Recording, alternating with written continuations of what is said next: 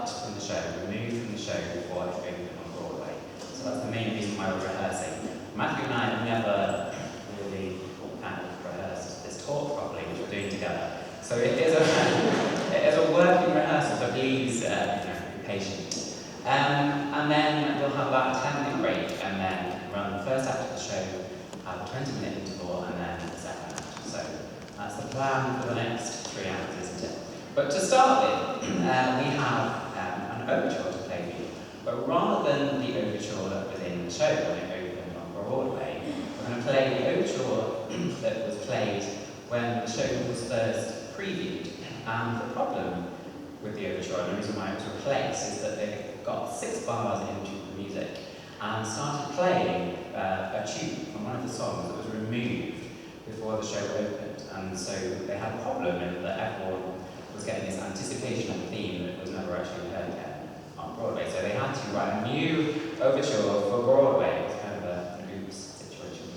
But it's actually a really good overture, and there are some passages in it that actually many of the orchestra think are superior to the overture that replaced it. So that's why we're going to play it.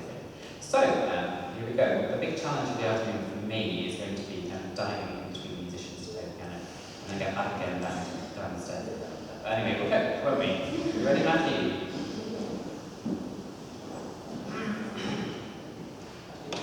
Are our mics still on now? Yeah.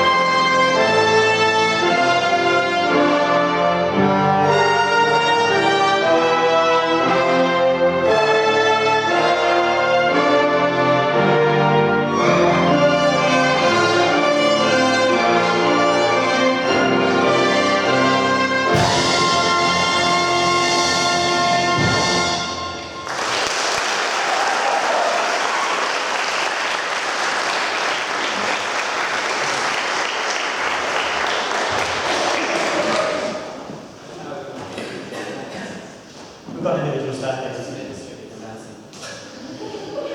So, who's this person behind us? We have Julie Stein, the wonderful composer of this musical.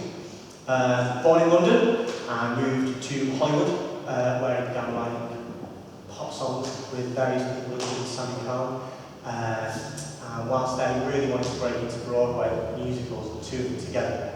Wrote the show Glad to See You, which they took to trial in Philadelphia at the Shubert Theatre in 1944, which, just confirm, which flopped. So we went back to the drawing board, and then It was flopped, it actually never made it to Broadway, which is like a pre-flop flop. Mm-hmm. Yeah, So it was previewed at the theatre where that overture would have been the Shubert Theatre in Philadelphia. And they came back 3 years later with a hit, and I've forgotten the name of it.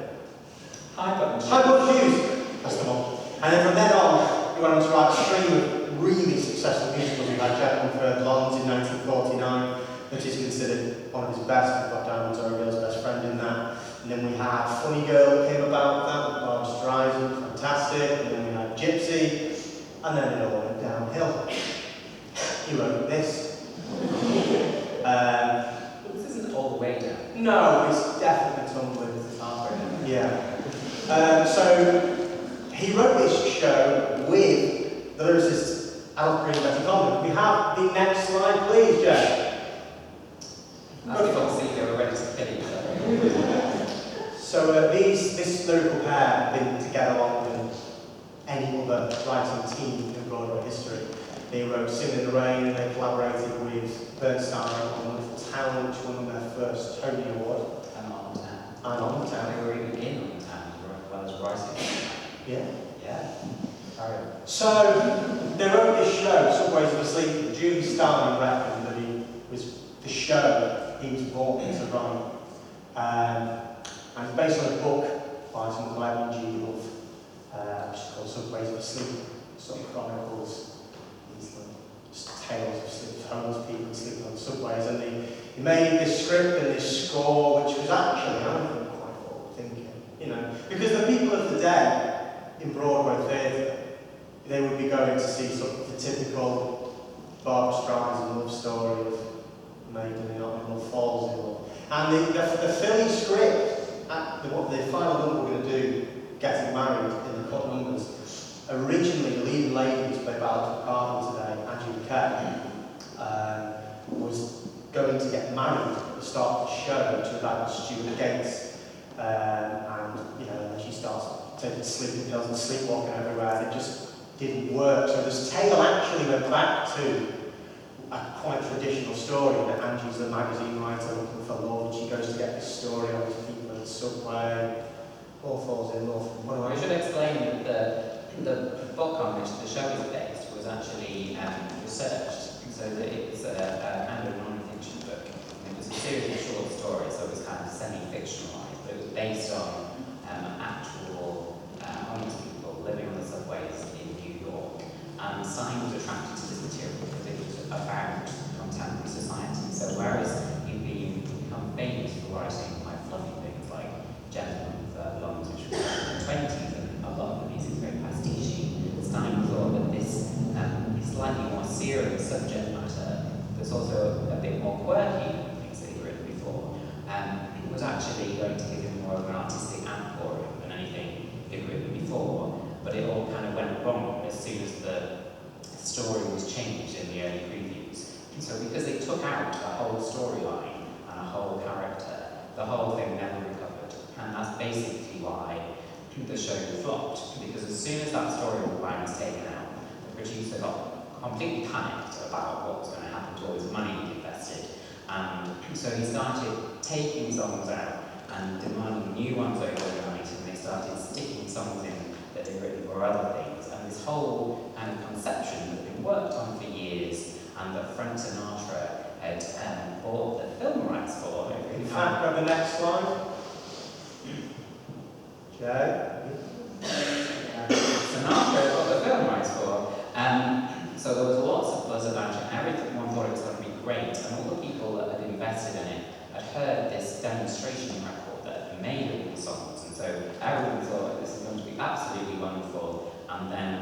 basically the producer lost his nerve and the whole thing never recovered. And some of the songs that we're about to perform are actually arguably a little stronger than some of the material that you'll hear later in the afternoon in the actual show, and that's one of the reasons for presenting in this context. So the whole point of presenting Subways Over Sleeping is not necessarily that you can have to see the best musical ever written. It's kind of an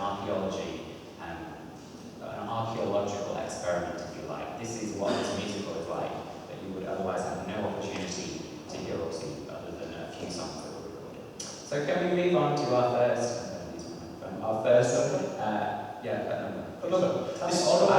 This is called Now I Have Someone. This would actually come near the end of the first draft of the script. It's a ballad basically between Angie and Tom, who've gone through all of their troubles together, and Tom Bailey's basically the leader of this underground troupe of men who dress very well, as you'll see from our wonderful cast, but they're actually homeless. You can't actually tell the difference between them and straight-laced people who actually make money. They decide to dress up nicely but want to do odd jobs to get their way. And he meets Angie, and Angie convinces him, he basically falls in love with Angie, he becomes convinced that he doesn't want to do this anymore, he wants to come round to his way of thinking, but she's come round to his way of thinking. So this song is basically just the two of them sort of saying that they've got each other, that's all that really matters. Oh. So this is called Now I Have Someone, and we're going to have Anne Kay and Charles Myerson, who are from our wonderful chorus, performing. So, yeah?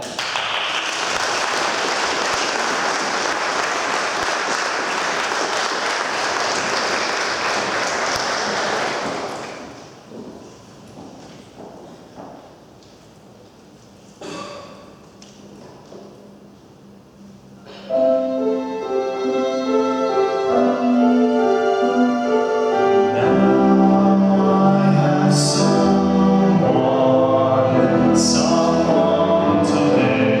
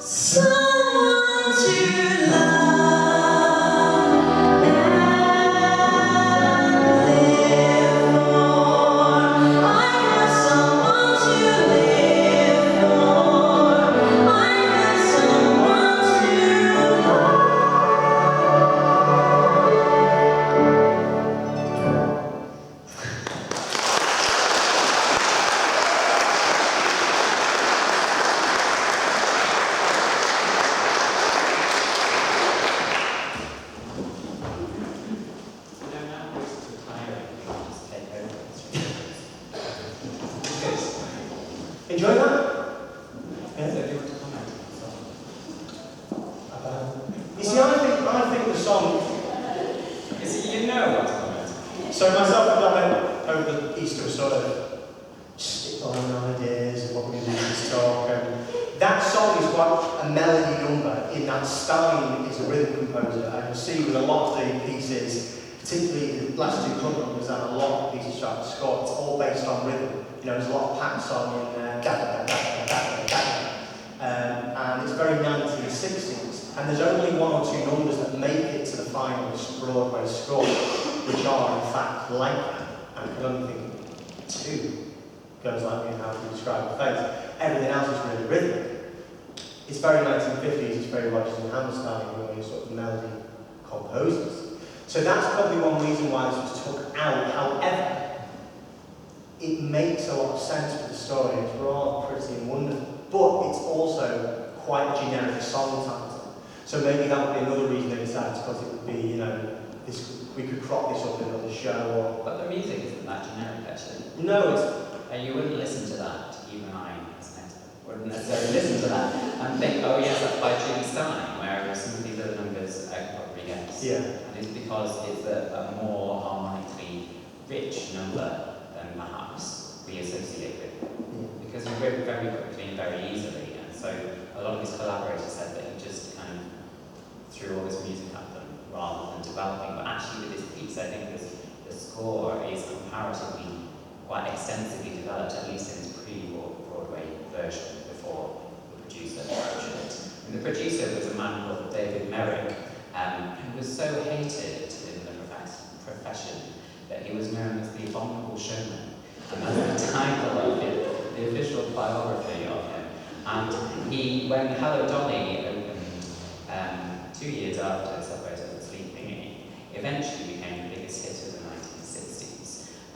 But Merrick wasn't happy with the show in its Detroit version, so he hired Strauss and Adams, who'd written Bye Bye Birdie, a big hit from 1961, to come in and write a new song. They had a big argument with Jerry Herman, who was the actual composer of Jerry Hello Dolly. So they were sent away, and then Merrick brought in Bob Merrill, who went on to write the lyrics for Funny Girl with Julie Stein, and he actually wrote 2 numbers that ended up in Hello Dolly, but they weren't credited, even though he earned royalties from them. Elegance and Mother March, and kind of knocked the show into shape. But so Merrick was always doing this to people, and sometimes it worked, like in Hello Dolly, and sometimes it completely ruined what they originally had. And the other problem with Broadway shows in this period is that the New York audience was a little more ambitious and less conservative than some of the towns where they were trying out new musicals. So sometimes things would go really well in Philadelphia or Boston because they were cheerful but maybe a bit bland. And then they'd get to New York and everyone would think, well, there's 20 musicals playing on Broadway that are either like this or better than this. And so they would flop on Broadway, and then sometimes the opposite would happen. They would struggle out of town and then get to Broadway and then suddenly have a hit on their hands. Let's move on to the next episode. Okay. Which is a song called Gotta Think of Her. It's a solo by Tom Bailey and Adam can perform this to us. This song actually was obviously cut, but if you know Stein well and you know Funny Girl well, you'll hear bits of Don't Rain on My Parade, some other numbers from this song. Stein had a habit of doing this in sort of deciding, I need a song for this show. I'll take one from 5 years before, no one will guess. He did it in a show called How Do You Baby. He took a song from Fade Out, Fade In 4 years previously, 3 years previously, sorry, and just banged it in, and I hope no one will hear, but it's exactly the same. So that didn't work. So Adam, let's do Gotta Think of Her.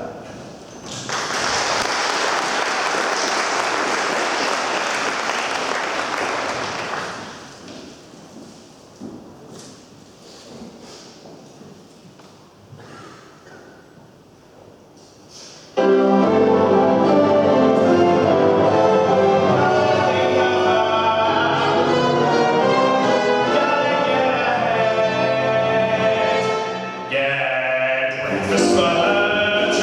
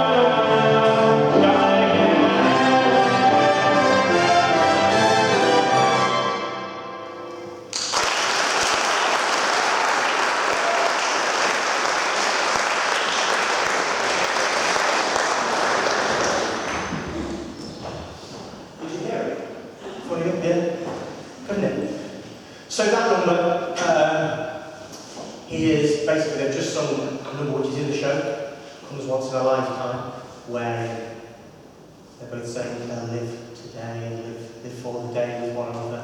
And Angie is sort of adamant that she likes Tom's way of living though, and she's happy to take each day that comes. But that song is basically Tom saying, no, we're going to have babies and I'm going to bring you breakfast and whatnot. And we should mention that she's wearing a Santa costume and they're in the Metropolitan Museum. in the Marie Antoinette suite at the Metropolitan Museum in New York, so it is unusual. So you're going to hear some cracking French accents later. And Christmas music. Christmas, sorry. It's a seasonal show. Yes, good. Do you want to show us Yeah. what else you've got on The the next PowerPoint? slide. So that's the original poster. Lovely, isn't it? I'd just like to just a funny thing about David Merrick. You'll see it in the actual show as we go into the second act. Merrick was panicked that the show wasn't going to do particularly well on Broadway.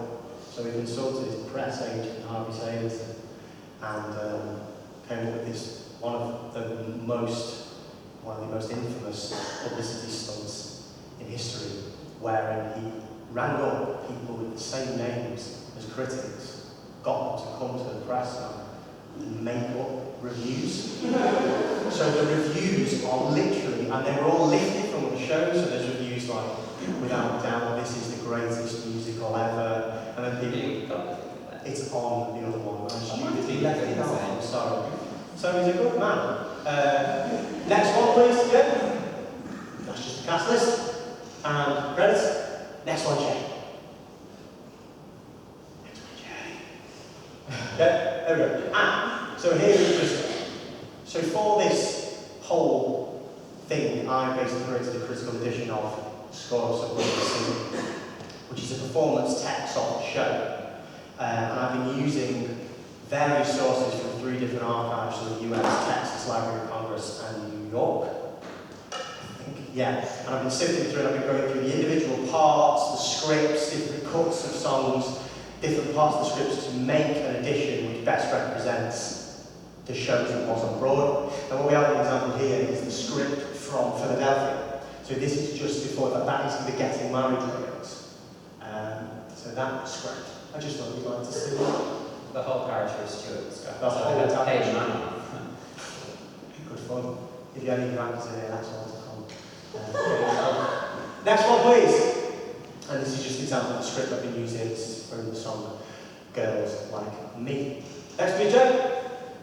So, when approaching this edition, the first thing you have to do is go through all these scores and look at them and identify things like cuts. We are familiar with cuts, which I'm sure most of you are. It will basically be these musicians will have grown with the show in the rehearsal process, whereas nowadays we tend to have individual rehearsals with the cast and rehearsal, and then cast and rehearsal, and the orchestra pull together.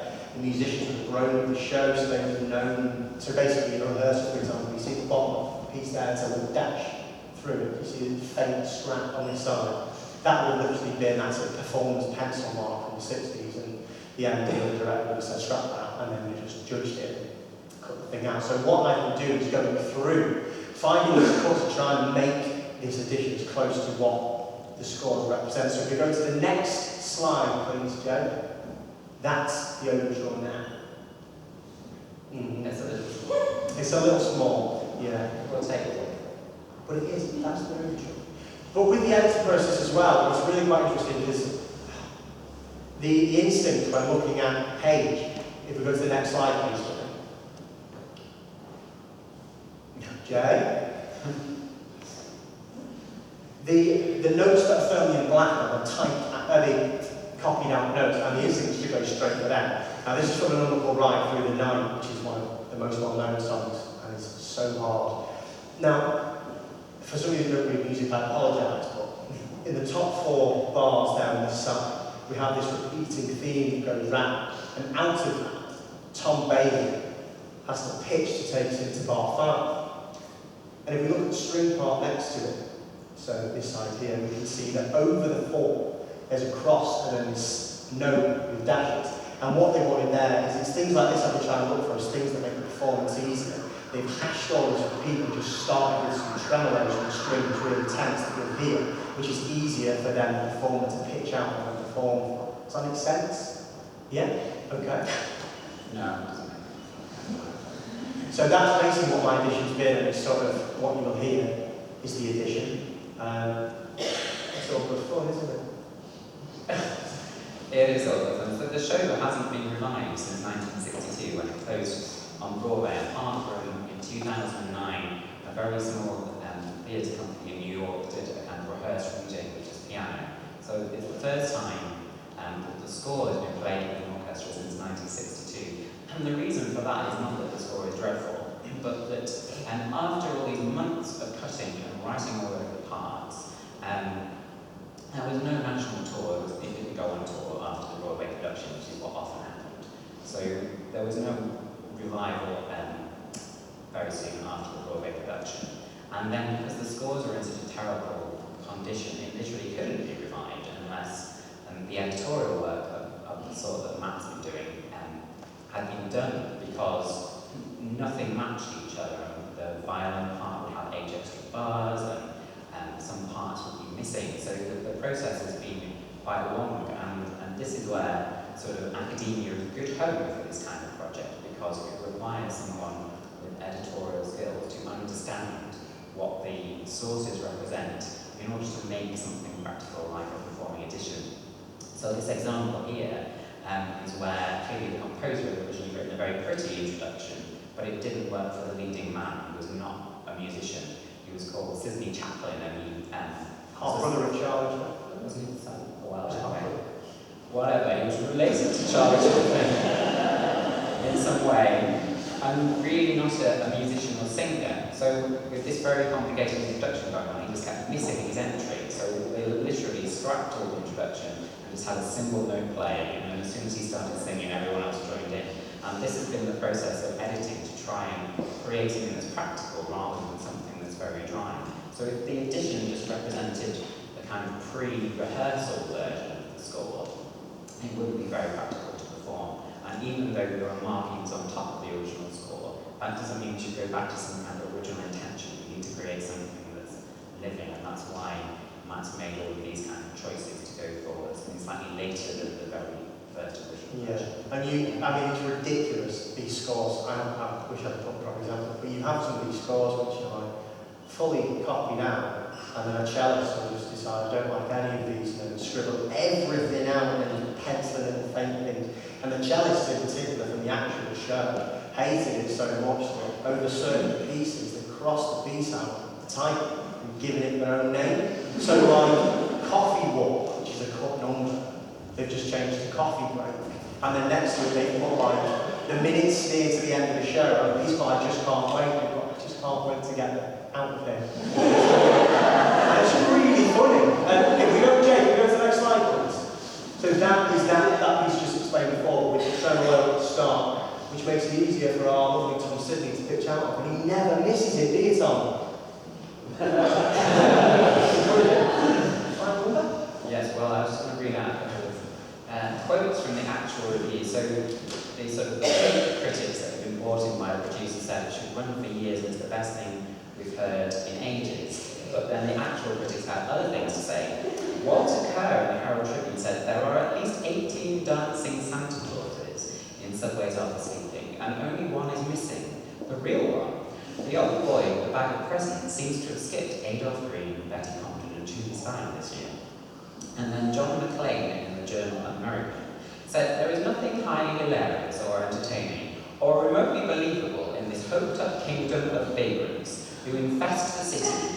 They are a dreary and rancid lot, and it didn't strike me that there was enough ingenuity in the story or the dance numbers to lift the proceedings out of the trash basket and imbue it with a sort of magical fairy tale quality from which great musicals emerge. But then he goes on to say, and this is why we're doing it in concert, all this is the more deplorable because the music by Julie Stein towers over the evening like a kiosk, haunting, slick, and singable. So you see, they did identify at the time that Stein's work was excellent. And another really funny one is from Howard Towton, the times, who says, the new musical stumbles as if it's suffering from somnambulism. Its book is dull and vapid, and its characters barely breathe. Occasionally it gives off a burst of energy, like a man struggling to stay awake. But the effort is not sustained. Someone must have slipped it barbiturates instead of Benzodrine. So have a lovely afternoon. So to introduce the final number. This is the final number. This is Getting Married. This would have come right near the start of the show, and the Philadelphia version. This is sung by Adam Kane and Charlotte Malone today. It's basically, the song is Angie, who is the secretary for Stuart at EZ Cola, and they're about to get married. And Angie is ridiculously excited, as we all are when we get married, because she's in love. Stuart wants to get married because he gets no tax.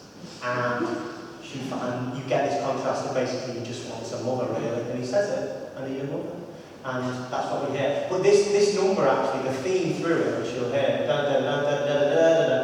comes up a lot in the actual score, which is where some of the inconsistency comes in with the score. In two of the pieces in the actual score, Station Rush and Time, the theme is very prominent there. It's nowhere else before, so it's a bit of an irrelevant theme. If this was in, it wouldn't have been that way, because the story was cut. This had to get cut, so they can never win. Anyway, this is Getting Married. Sean and Anna. Let's do it.